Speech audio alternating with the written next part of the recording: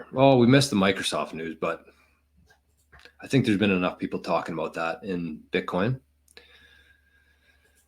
Let's bring it up quickly. Why not? It's Monday. This is better than working, right? So we'll just keep going. We'll keep going. I'm sure there's people working and watching right now, so I don't want to discount you. So this says this is actually from Michael Saylor. There's a bunch of news pieces on this, but I thought this was the one worth showing on here. This is from Michael Saylor.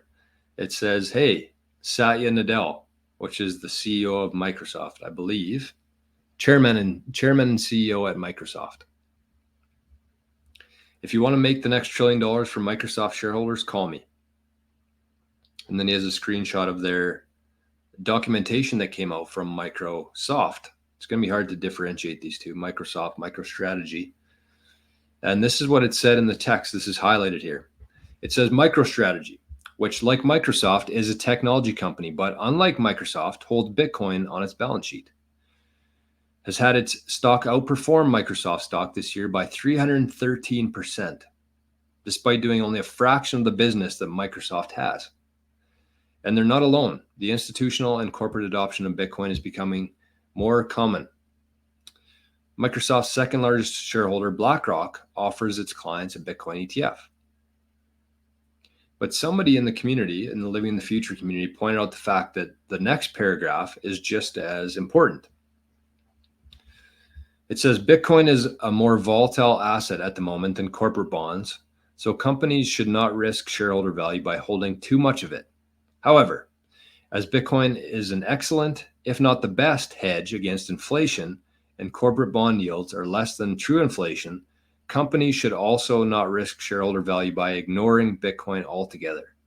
At a minimum, companies should evaluate the benefits of holding some, even just 1% of its assets in Bitcoin.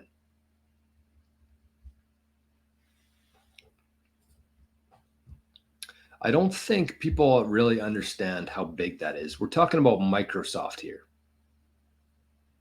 And this is the supporting statement for why they believe they should hold Bitcoin on the balance sheet. They're going to be voting on it in December. BlackRock is their second biggest shareholder. Which way do you think BlackRock's going to be voting for that? But understand that it says at a minimum, companies should evaluate the benefits of holding some, even just 1% of its assets in Bitcoin. That's going to be where they start, right? And so as a little experiment, if you want to do this today, just take the top 100 companies on earth, because once a couple of these companies start doing this, it's going to spiral.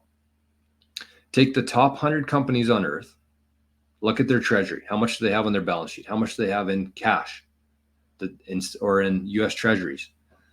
How much could they allocate? And then take 1% of that. Figure out how much Bitcoin that would buy. Compare that to how much Bitcoin is available today. And then that's 100 companies. And then think of 30 million companies total on earth.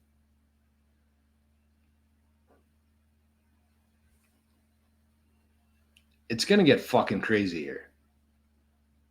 And it's not going to take very long either. They're going to vote in December. Companies like Microsoft, like this whole thing takes time for these public companies. They have so much red tape and regulation needed for decisions like this, but it's massive. Hold on. Let's see what, Semler's ripping today. I told you, don't sleep on Semler, because this is what's going to happen. Microsoft's going to keep running. I think Semler is going to be like the meme coin to Bitcoin. People are going to see MicroStrategy. It's going to go from 100 to 200 to 500 to 1,000. And before they can do another stock split, it's going to be too high. And it's going to price out a whole bunch of people. And people are going to start looking into Bitcoin and public companies. And they're going to come across Semler. And they're going to say, okay, well, MicroStrategy, even though they're, the best, it costs $1,000 for a share. So I'm just going to buy some Semler Scientific instead. And then maybe Semler gets bought up by MicroStrategy. And then who knows from there. But I think Semler is very underrated purchase right now.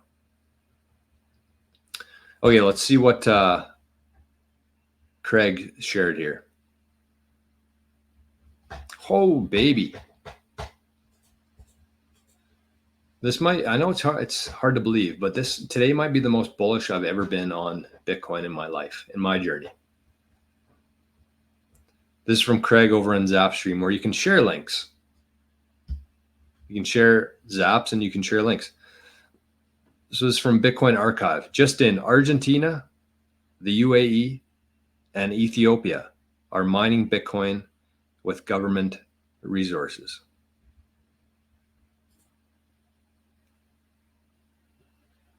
And that's where we're going to go. We're going to jump over here. I don't care how long the show is today. I really don't. But we're going to jump over to the second part of the show here. And we're going to talk about this. We're going to talk about countries, including the US, mining Bitcoin. We're going to talk about Tucker. We're going to talk about RFK. We're going to talk about Trump. We're going to talk about Bitcoin. And so if you want to join us, I'm sorry, I'm way behind in comments here. I'm going to try to catch up on some. But this is big. This is really big.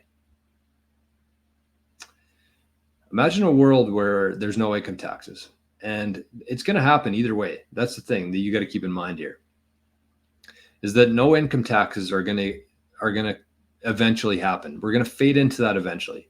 And the main reason for that is because AI and robots are going to be replacing most people's jobs over the next 5 years. And so when nobody's working, who's paying taxes? And those who are still working, it's going to be a drop in the bucket compared to the government, right? So what's going to happen? Trump's been talking about tariffs. I think governments like Argentina, like the UAE, like Ethiopia are going to start mining Bitcoin, and they're going to be using their natural resources like volcanoes, hydropower, wind, solar, nuclear. They're going to be using their natural resources and replacing human resources. The human resources have been the ones paying taxes for the last 100 years. That's us. We've been the human resources paying taxes, but it's done. So either way, I think that federal income taxes would disappear, mostly because nobody's going to be earning money from a traditional job like we have today. So it would happen either way. But the thing that really stood out for me, and the main thing that Trump's been talking about in the last couple of weeks, he says, and he said this last night at his rally, he said, we're going to fix the economy, and we're going to fix it very quickly. We're going to put some things in place that's going to fix the economy very quickly. So this isn't something where he's talking about, yeah, we can reduce expenses, we can balance the budget, we can. No, he said, we're going to fix the economy. We're going to fix this very quickly. So if you don't think that they have a plan in place of how to do this and that Bitcoin's not going to be involved in that plan, I think you're fooling yourself. Regardless of how much you like or dislike Trump,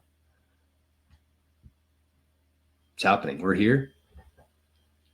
And Bodhi says, welcome to the future. Are we ready yet? Well, I think we're getting there anyways. I think we're getting there.